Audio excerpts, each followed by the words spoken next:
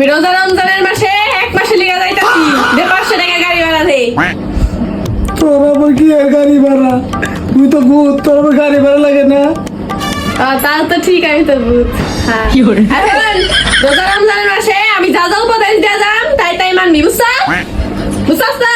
আমি যা যা কয়ে যাম তাই তাই ভালো মতো মানবি, মানো তো চলবি। সেহরির সময় যদি তোর উঠতে কষ্ট হয় ঘুম থেকে, তাহলে উঠবি না, হুইয়া থাকবি, বুঝছস? যদি উঠস আমি কিন্তু ছুটির ঠিকায় হে তোর গার বটকাম।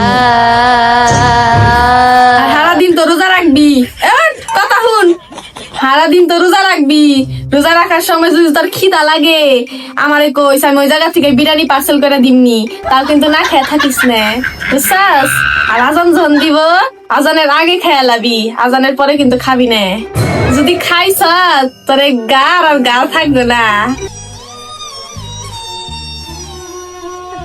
শুন, নামাজটা ঠিক মতো পড়িস, আর তারাবি পড়ার সময় যদি তোর বেশি ঘুমা হে তাহলে ঘুমায় নিস, আমি কিন্তু মাইন্ড করুম না।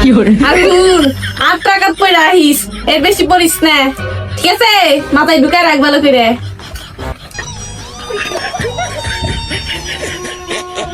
আর দিনের বেলা বন্ধুগুলো গাড়তে পারিস না, তাহলে মেনসে খারাপ কইব।